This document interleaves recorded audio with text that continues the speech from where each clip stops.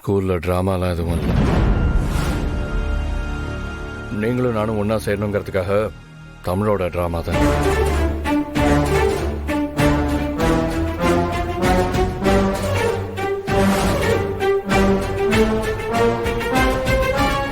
இல்ல, நான் தெரியாம தான் கேக்குறேன்.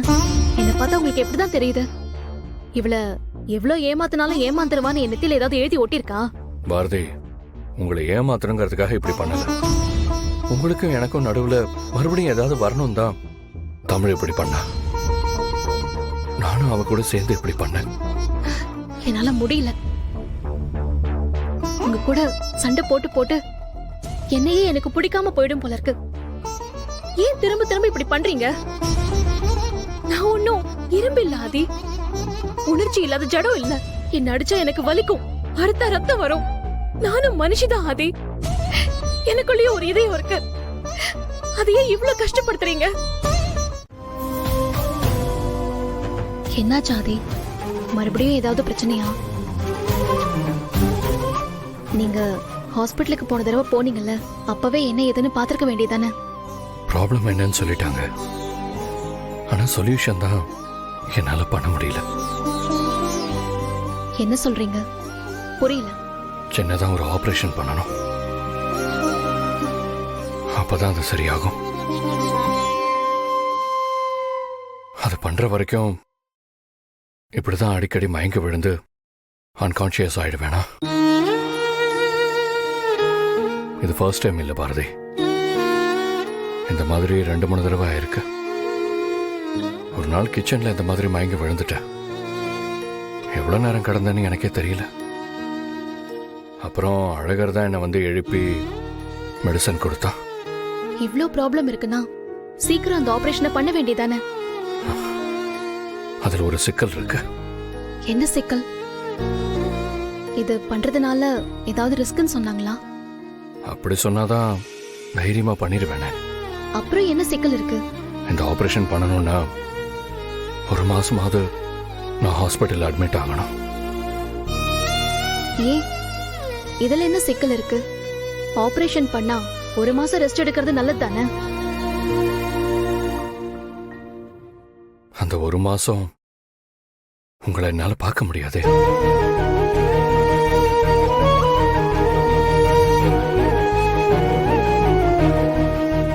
உங்களை பார்க்காம அப்படி இருக்கிறத விட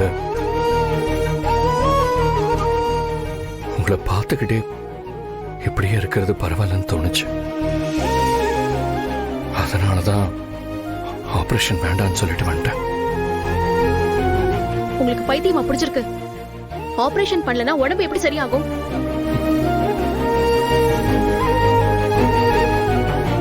உடம்பு மட்டும் சரியாயிட்டா போதுமா பாரதி? மனசு சரியாக வேண்டாமா? உங்களுக்கு என் மேல கோபம் இருக்கலாம், வருத்தம் இருக்கலாம், என்னை பார்க்காம இருந்துடலான்னு தோணலாம். ஆனா எனக்கு அப்படி இல்லையே. உங்களையும் தமிழையும் பார்க்காம ஒரு நாள் ஆனாலும் அந்த நாள் முழுக்க நான் எதையோ இழந்த மாதிரி தான் சுத்திக்கிட்டு இருப்பேன். அப்படி இருக்கிற என்னால எப்படி பாரதி 1 மாசம் உங்களை பார்க்காம இருக்க முடியும்? திரும்ப திரும்ப பைத்திய மாதிரி உளராதீங்க. நீங்க முதல்ல ஊருக்கு போங்க. முதல்ல போய் இந்த ஆபரேஷனை பண்ணுங்க. சரி, அப்ப நீங்களும் என் கூட கிளம்பி வாங்க.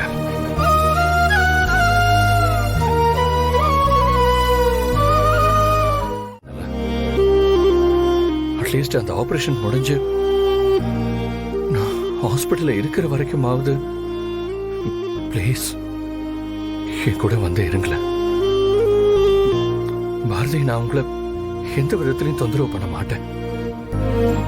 உங்களை பழைய கதையெல்லாம் பேசி நான் டார்ச்சர்லாம் பண்ண மாட்டேன். பாரதி, எனக்கு உங்க முகத்தை பார்க்கணும், அவ்வளவுதான். வேற எதுவும் வேண்டாம். இல்ல ஆதி, அது சரியா வராது.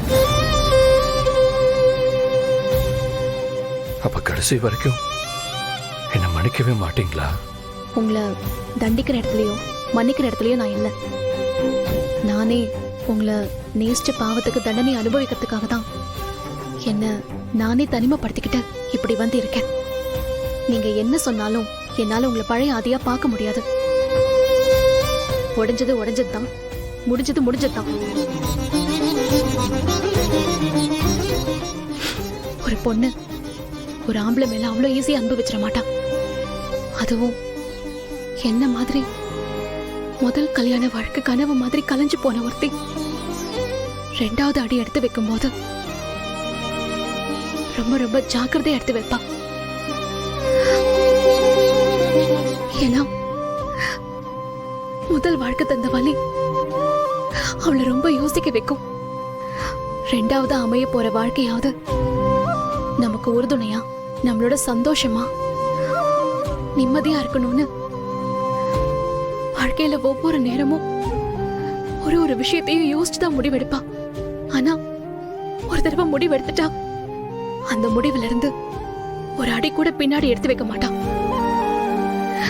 நானும் உங்களை அப்படிலாம் யோசிச்சு இவர்தான் நமக்கு எல்லாமே, சாகர வரைக்கும் நம்ம படுக்க போற மடி இவரோட தான், சாய போற தோள் இவரோட தான், நம்ம கண்ணீரை துடைக்க போற விரல் இவரோட தான், நான் என் காதுல அதிகமா கேட்க போற குரலும் இவரோட தான், நான் அதிகமா சுவாசிக்க போற மூச்சு காத்து இவரோட தான் ஒட்டு மொத்தமா நம்பி என் வாழ்க்கைக்குள்ள உங்களை கொண்டு வந்த. ஆனா எந்த விரல் என் கண்ணீரை துடைக்கும் நினைச்சனோ அந்த விரல் தான் என் கண்ணை குத்தி கண்ணீரை வர வச்சது. எந்த குரலை நான் கேட்டுக்கிட்டே இருக்கணும்னு நினைச்சனோ அந்த குரல் என் காதுல விழவே கூடாதுன்னு என்ன தூரமா ஓட வச்சது. பார்த்து பார்த்து நிதானமா கட்டி வச்சு